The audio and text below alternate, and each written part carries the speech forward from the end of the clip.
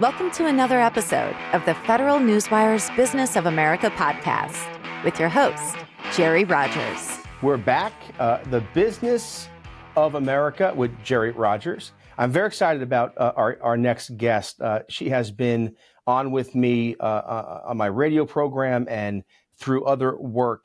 But this is an organization that is doing such important work. And before we start, I know that the name of our podcast, the Business of America, obviously, Calvin Coolidge. And I wanted to look up exactly what he said. And this is the actual quote. This is President Coolidge. After all, the chief business of the American people is business. They are profoundly concerned with producing, buying, selling, investing, and prospering in the world.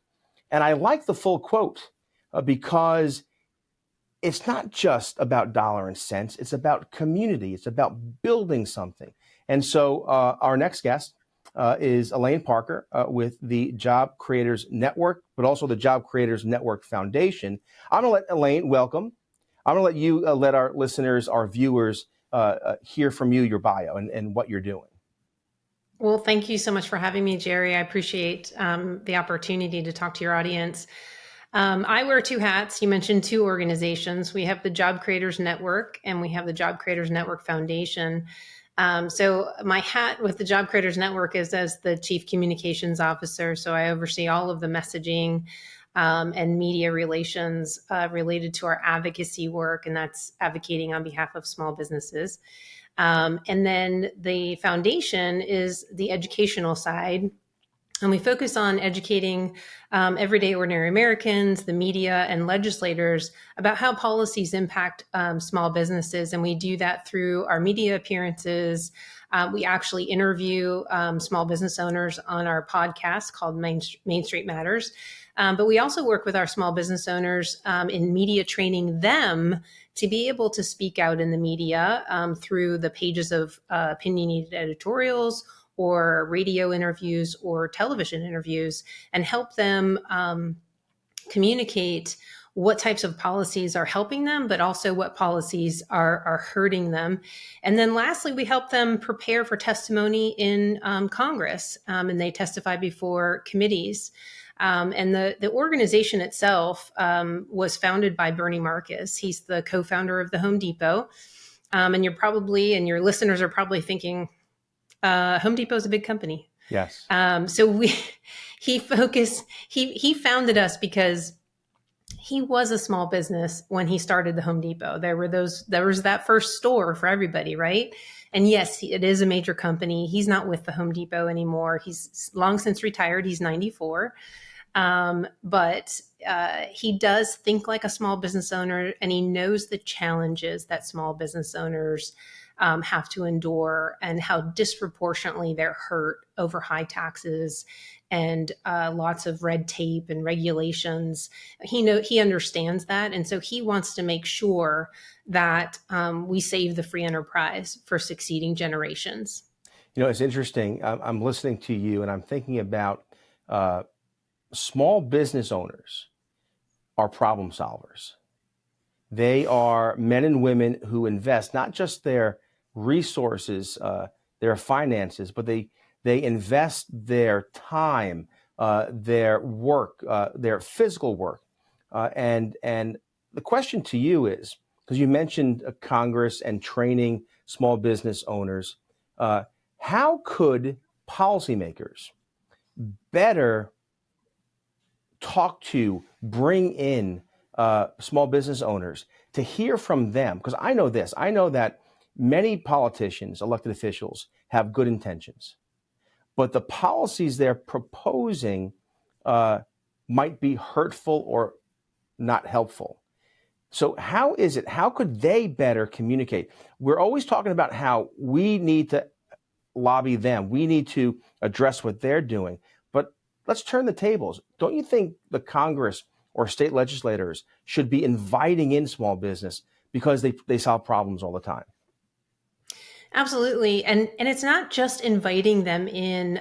Like I said, we help prepare small business owners to go before committees, the Small Business Committee. for example, and other subcommittees in the Congress to testify and talk about how policies impact them. And that's great. And we are glad that we are a resource for legislators to be able to do that. And they call upon us regularly. Not only that, I've testified, our CEO, Alfredo Ortiz, has testified as well. And they appreciate that. But I think that they should go out into their districts and into their states and hold these hearings, because you just mentioned that the small business owners are problem solvers. I always call them the chief cook and bottle washer. They're the people who come in the morning and turn on the light. They answer the phones all day.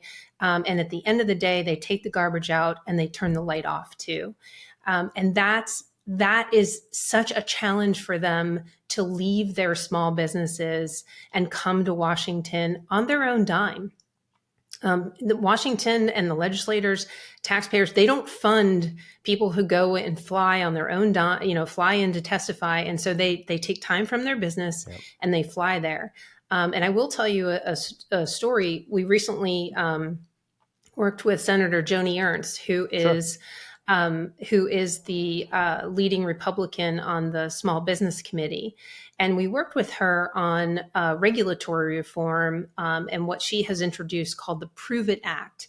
Now, regulations, I don't have to tell you this, of course, but regulations disproportionately hurt small businesses. And so what the Prove It Act seeks to do is to get rid of that one size fits all, what works for, Amazon or, a large company is not necessarily going to work for a small Main Street small business that has 10 employees. And so you can't just sock them with the same regulatory rules and expect them to be able to comply as well. And so what the Prove It Act seeks to do is to force the legislative body and the regulatory agencies that are imposing these rules to prove that there won't be a disproportionate impact on small businesses for a particular rule. And if they can't prove it, or they don't want to go through the process, then the small business owners are going to be automatically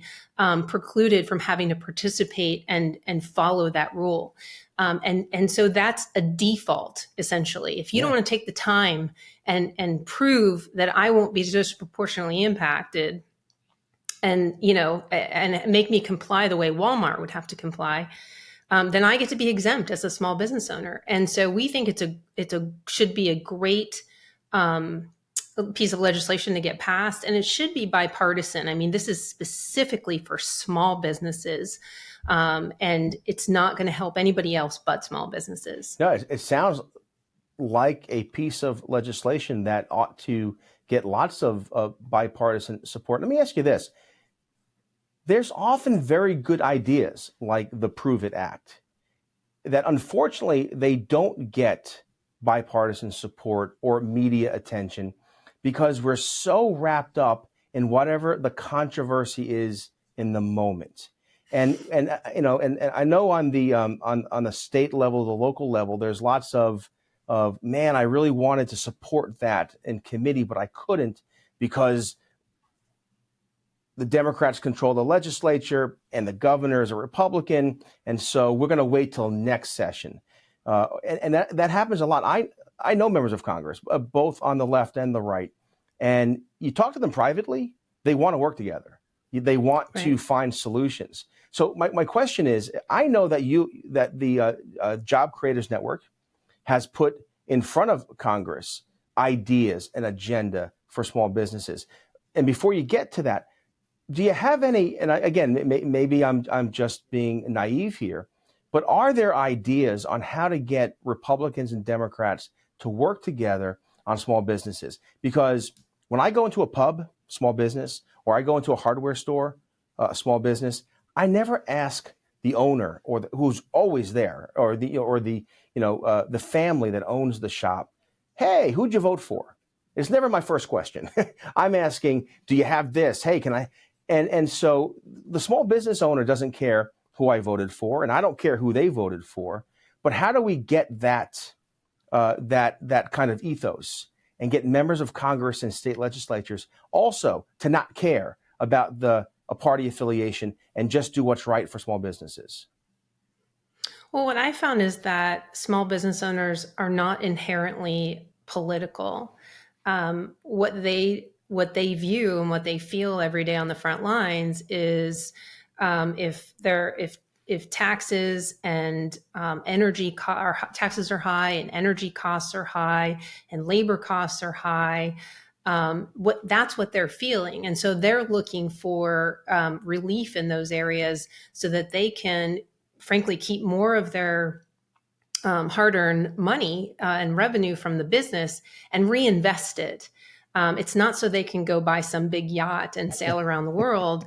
It is so they can reinvest. And it's the Tax Cuts and Jobs Act of 2017 is the greatest example of small business owners reinvesting, because it was very targeted to small businesses with the 20% tax deduction for pass-through companies, which allowed them to save a large portion of their revenue and reinvest back in their business. And then other elements of it, like the immediate expensing, so they could reinvest in capital equipment and expense that equipment in the same year they bought it. Those types of things allowed businesses to expand and grow. I mean, we saw amazing growth under the previous administration, pre-pandemic, obviously. But we had a fantastic foundation coming out of the pandemic. And unfortunately, the inflation and the reckless spending has hurt it. But when you put the right policies in place, small business owners will do exactly what they love doing, and that's growing and thriving and giving back in their communities. And there's no better example than the Tax Cuts and Jobs Act and what we saw during that time period. Let me ask you about the Tax Cuts and Jobs Act, because I know that segments of it have already expired. The whole thing expires in 2025. Is that right? What happens to small businesses, mom and pop shops, Main Street businesses, if that isn't renewed or made permanent? Well, that immediate expensing is kind of if you're not an accountant or a small business owner, you probably don't really pay attention to what that means. But that, from my manufacturers and small business owners who invest in equipment to make things, that I've been told was a greater game changer than the tax cut itself.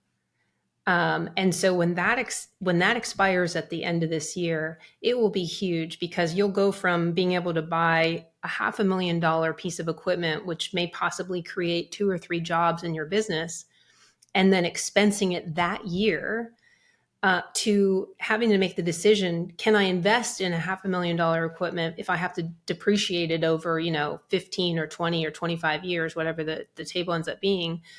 It's a huge game changer for small businesses, and goes into their decision making quite a bit on how they invest in their business and how they grow their business. You might not know the answer to this, because I don't, and I'm up on Capitol Hill often, and I talk to members of Congress often. Is there some bipartisan support, maybe not for the entire legislation? We're going into an election year. Silly things happen in election years. But it seems to me that both the left and the right have an interest in helping small businesses. Do you think there might be parts of the Jobs Act and tax cuts legislation that we might see members of Congress rally around and actually make permanent? Are you optimistic or pessimistic? How would you gauge it? I think it's good. So it should be. The short answer is it should be a bipartisan effort to help small businesses. It should be an easy lift. It should be, because it helped not only small business owners, but it allowed them to give their employees raises. It allowed them to grow their businesses. But there were also the individual tax cuts. They eliminated 2 brackets. And so it saved the average family about $4,000 a year in taxes.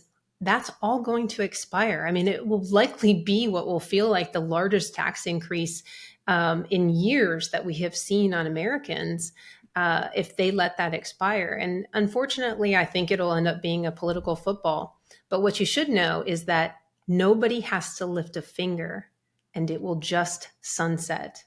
No one has to do anything.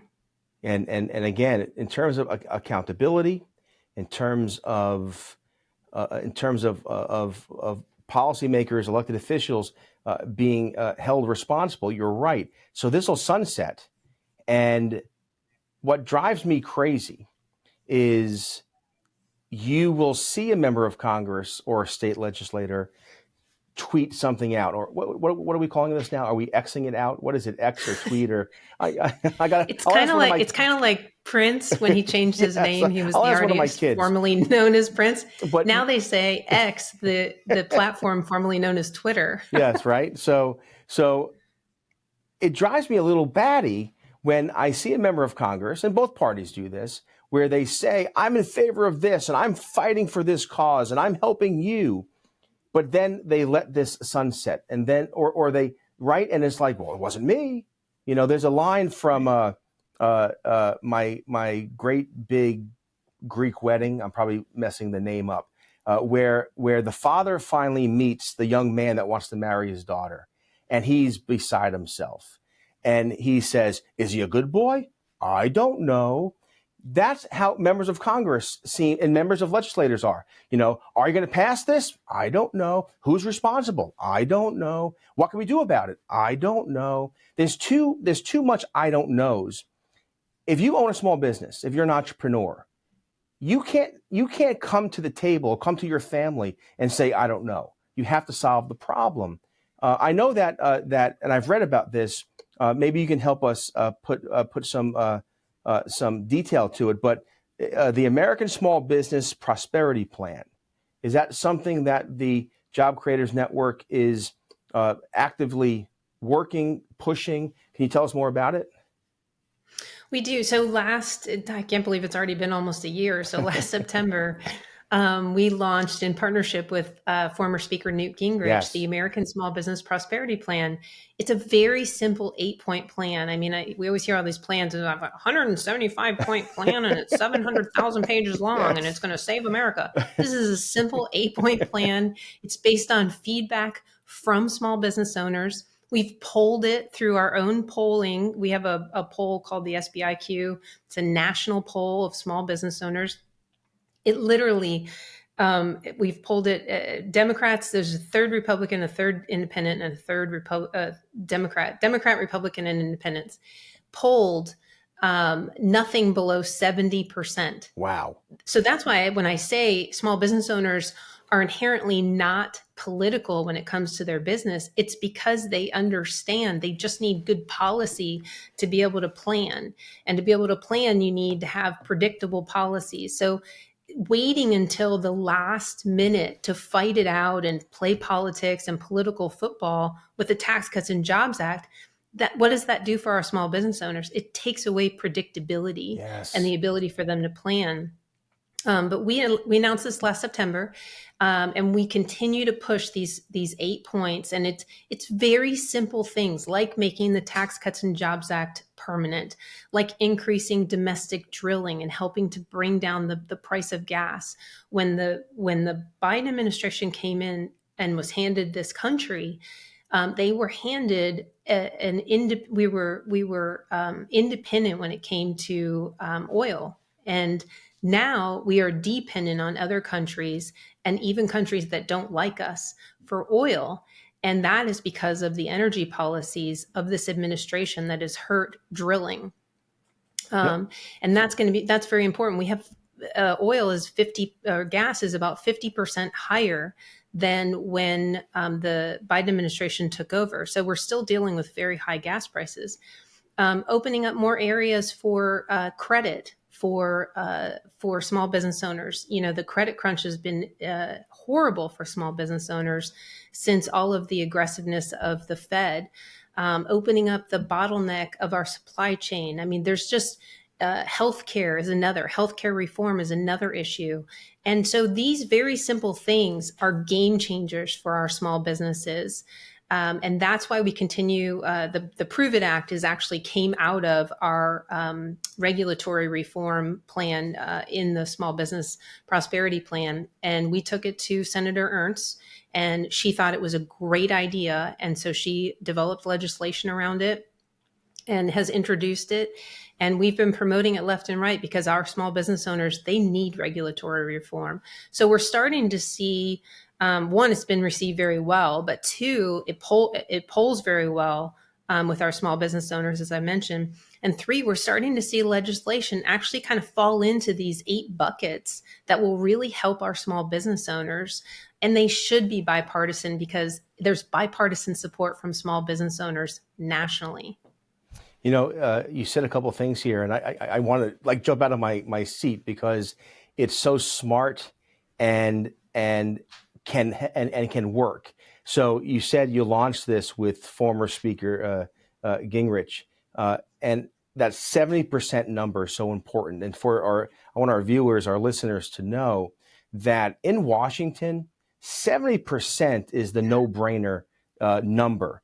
Because even after partisan attacks, even after misinformation and political battles, that 70% will fall to 65% or 60%. In other words, it's a popular no-brainer. So if these 8 points are polling at 70%, this is bipartisan. This doesn't matter your political persuasion.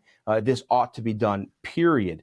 You also mentioned some of them poll higher than 70%. 70% was the lowest number. but that's the threshold. If you in DC, if something polls at 70%, that means everyone likes it, and so therefore let's go do it. Like God forbid we actually get things done. And again, this is what small businesses want. This is what the American people want. They want things done. But you also mentioned healthcare, and I've been telling people who will listen, and no one wants to listen to Jerry Rogers. But when you look at the polling prior to the 2022 midterms, healthcare was always top 2. And there are ways to reform healthcare, to improve innovation, to increase access. And again, if you polled these numbers, they'd be at 70, 80%. And there's nothing we're facing that we don't already have the solution, but for the political will to do it. And the last thing I'll just comment on this, on the Small Business Prosperity Plan is that whether you're left or right, the greatest congressional reform we could see is if Congress simply went back to regular order. Because when you have committee hearings and you have appropriations go through all the right mechanisms, a 70% issue, an 80% issue will find its way to the floor. The problem is that we have omnibus, and we have no amendments, and we have no debate, and we have parliamentary rules that are broken. If members of Congress, especially on the House side, if they went back to regular order, Elaine Parker, much of your agenda would be passed by both Democrats and Republicans, and it would be big numbers. And again, the work you're doing, how do you stay optimistic? I'm a despairing optimist. I hope for the best, but at the end of the day, I tell my wife, let's move to the beach, and she says, no, Jerry, one more day, we have to keep at it. How do you keep your optimism? How does the small businesses you work with, how do you keep your optimism? Well, first, I was a small business owner too. My family had a Goodyear tire store, and we had about 10 employees. So I really do understand what small businesses deal with on a daily basis. And we had a lot of sleepless nights figuring out sometimes how to make payroll. So I understand that. But I also understand what it feels like to have a family of employees, and knowing that it's not just your own family depending on you to kind of bring home the bacon on Friday night, but you've got, in our case, we had 10 other families depending on us to figure it out. And because of that, you just can't you can't give into that. You Yeah. have to stay optimistic. You have to know that there'll be a way, and you have to continue to try to problem solve and push forward in spite of the high inflation, in spite of the credit crunch, in spite of policies that might be hurting you. You just can't give up. And what I find is that entrepreneurs, they are that. That is what they carry within them, and it is unique. And that is why we have 30 million small business owners. They employ 60 million people. So we've got, just for starters, 90 million people dependent on the success of small business. And that's why we always say it's small business that is too big to fail. And that's what our government officials need to understand. This is fantastic. I have 5 children. I have 4 girls and a boy. And as you're talking, there are times I'm married 30 years. We have 5 children.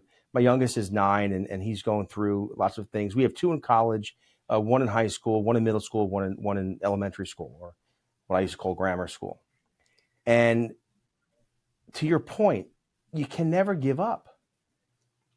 Your family depends upon you. You might have bad days. Sometimes you don't know.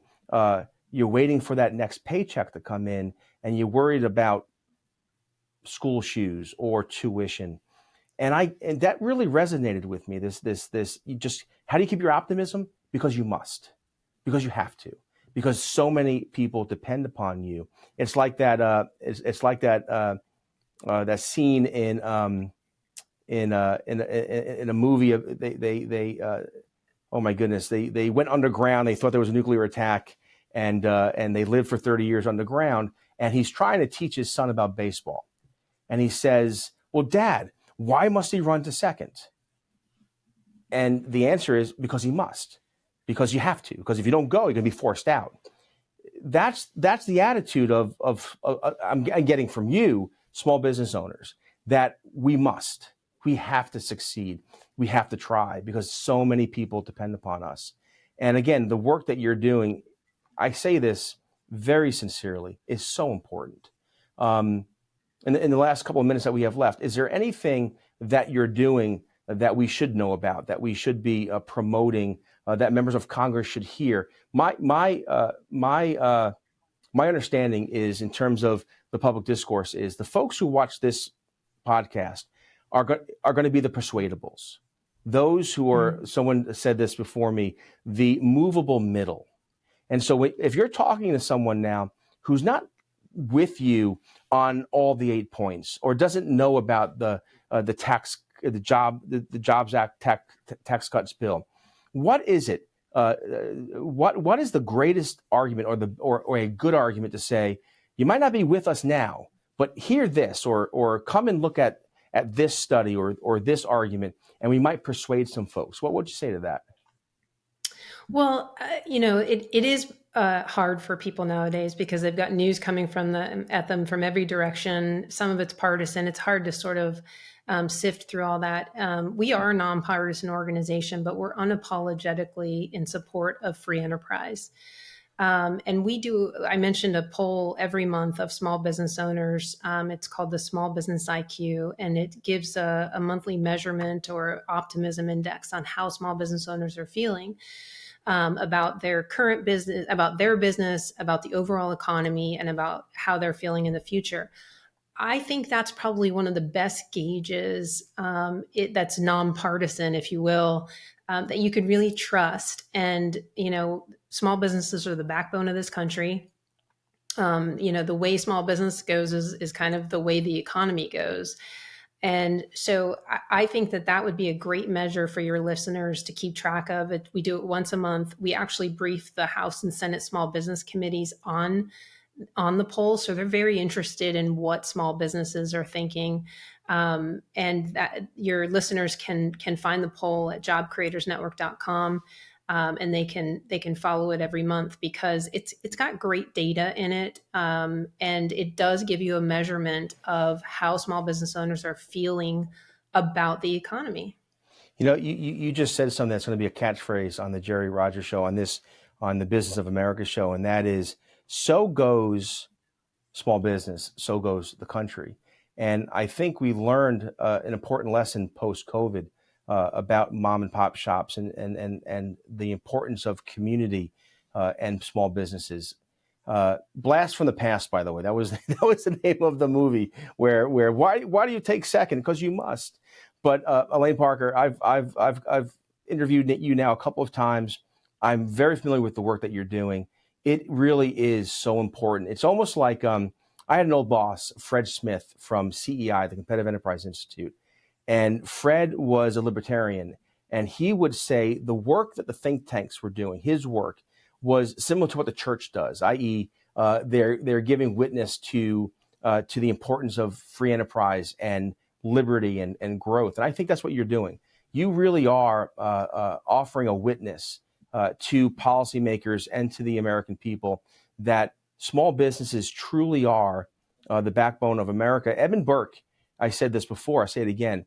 He talked about private groups, private entities and organizations, businesses, the little platoons.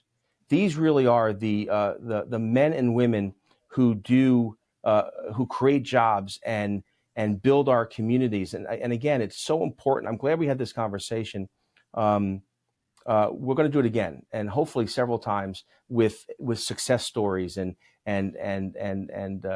good news. And we'll preach the good news here. So, Elaine Parker, thank you so much for joining us.